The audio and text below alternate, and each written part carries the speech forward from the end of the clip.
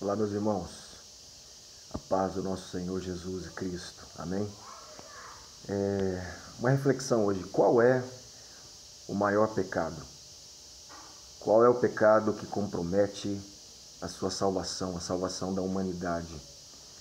Qual é o pecado realmente que devemos nos arrepender? Estou falando isso porque nós estamos em dias aí falando de jejum, de arrependimento, de pecados, de conversão.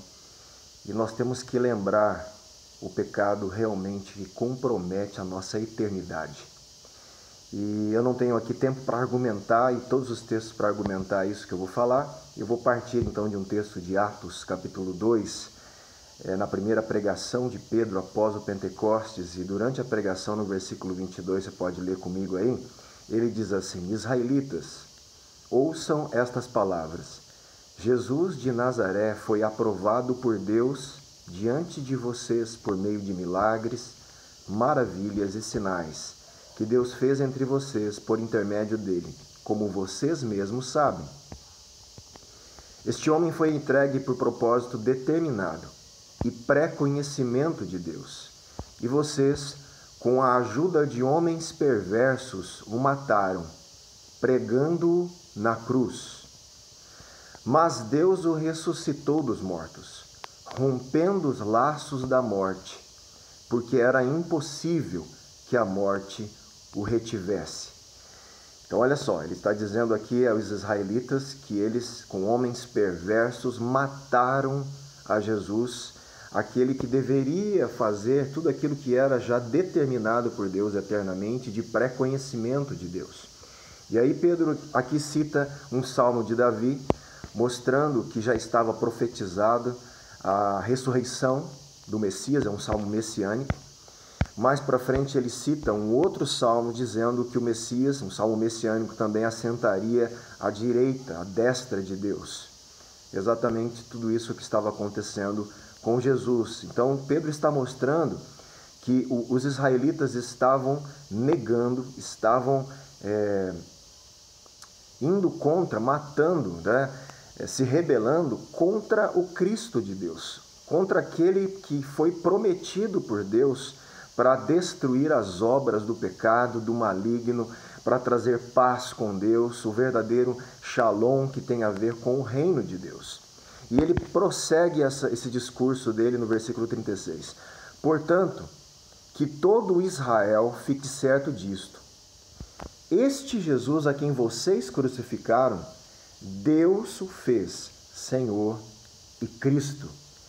Termos aí fortíssimos no contexto, e para nós até hoje, Kyrios, que é o Senhor, e Christos, Cristo em grego, esses dois termos aí dizendo Senhor sobre o senhorio de Jesus, sobre ele como aquele que seria o supremo sobre todos os senhores, e Cristo, o ungido de Deus, que faria a obra redentora e salvadora, o resgate do ser humano, da humanidade, estabelecendo o reino prometido e a nova aliança.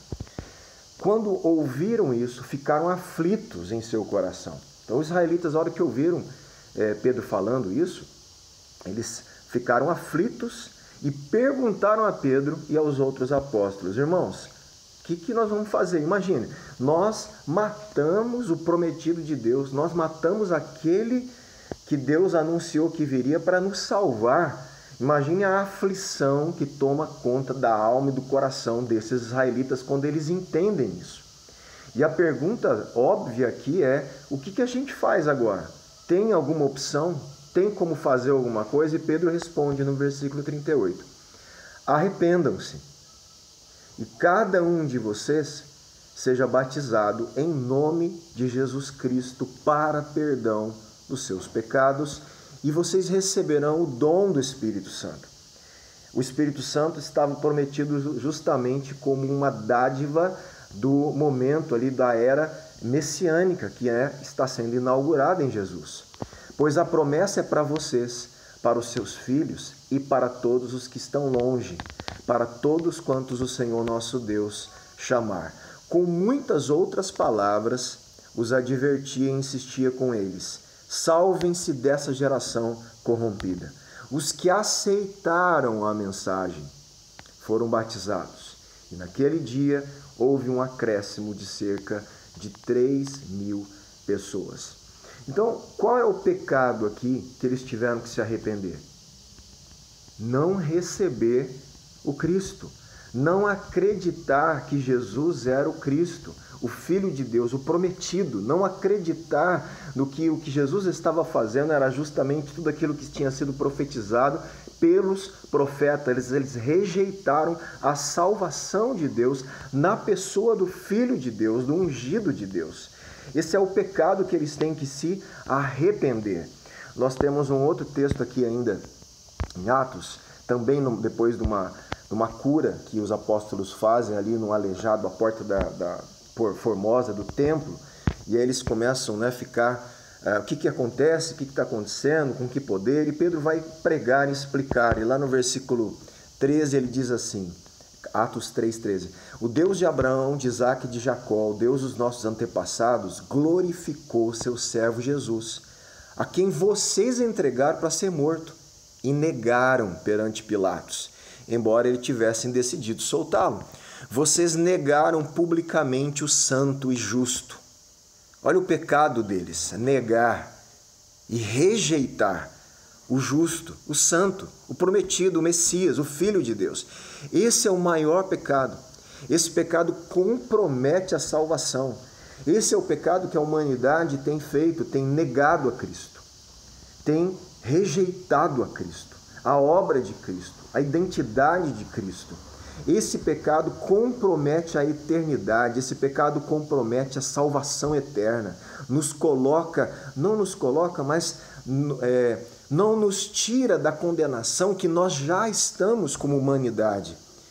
Nós estamos debaixo da ira de Deus, da condenação eterna. A única coisa que pode nos salvar é Cristo e a obra que Ele fez enquanto estava aqui na terra, na sua morte e na sua ressurreição e no seu retorno da segunda vinda. Se nós não cremos nisso, esse é o pecado, a incredulidade de não acreditar na salvação proposta por Deus, que enviou o seu Filho para nos salvar. Isso compromete, meu irmão, a nossa salvação. Isso compromete a nossa vida plena, nossa vida abundante, a nossa vida com Deus, porque Jesus Cristo é o único caminho de volta a Deus. Ele é o único mediador entre Deus e os homens. Se nós o negarmos, esse é o pecado que afeta a nossa vida espiritual, existencial e eterna. Versículo 15, vocês mataram o autor da vida, mas Deus o ressuscitou dos mortos, e nós somos testemunhas disso. Pela fé no nome de Jesus, o nome curou este homem que vocês veem e conhecem. A fé que vem por meio dele lhe deu essa saúde perfeita, como todos podem ver. Agora, irmãos, eu sei que vocês agiram por ignorância, bem como os seus líderes. Mas foi assim que Deus cumpriu o que tinha predito por todos os profetas, dizendo que o seu Cristo haveria de sofrer. O que eles têm que fazer então? Arrependam-se, pois, e voltem-se para Deus, para que os seus pecados sejam cancelados. Arrepender do quê? De negar a Cristo, de não aceitar a Cristo, de rejeitar a salvação, de rejeitar o Cristo, Filho de Deus, aquele que poderia e pode salvar o ser humano. Esse é o pecado, se arrependa desse pecado, creia na obra de Cristo, creia em quem Cristo é, no que Ele fez e no que Ele fará. Conheça essa aliança, esse pacto com Deus, a nova aliança, os termos da nova aliança. É isso que nós precisamos fazer e nos arrepender quando nos distraímos com outras coisas e com outras promessas, com religiosidades, com um monte de religião, um monte de atos religiosos, de coisas para aliviar a nossa consciência, mas continuamos fazendo e praticando o pior dos pecados, a incredulidade naquilo que Jesus é e fez, o Cristo, o Filho de Deus. Arrependam-se, pois, e voltem-se para Deus, para que os seus pecados sejam cancelados, para que venham tempos de descanso da parte do Senhor, e Ele mande o Cristo, o qual lhes foi designado Jesus. é necessário que ele permaneça no céu até que chegue o tempo em que Deus restaurará todas as coisas, como falou há muito tempo, por meio dos seus santos profetas. Então, meu irmão, se arrependa, passe essa mensagem de arrependimento. Esse é o pecado que devemos nos arrepender. Pai, nos perdoe por não acreditar em Cristo, por não acreditar na obra redentora, salvadora, salvífica de Cristo para a minha vida, por não reconhecer que em mim eu não posso me justificar diante de Deus, que nenhuma religião pode me reconectar com Deus, que nada do que eu faça, nenhum ato de bondade e justiça é bom o suficiente para me tornar justo e me salvar da eternidade que me condena pela ira de Deus. A única coisa, ou o único, que pode me salvar e salvar você é o que Jesus é e o que Ele fez. Ele é o Cristo, Filho de Deus. Ele sofreu no nosso lugar. Ele morreu na cruz, levando as nossas maldições, o nosso pecado, a nossa condenação, e ressuscitou, eternamente vivo, e promete restaurar todas as coisas, inclusive nos dar novo céu, nova terra e corpo glorificado. Arrependa-se, meu irmão, e usufrua então da vida eterna. Deus abençoe você, em nome de Jesus.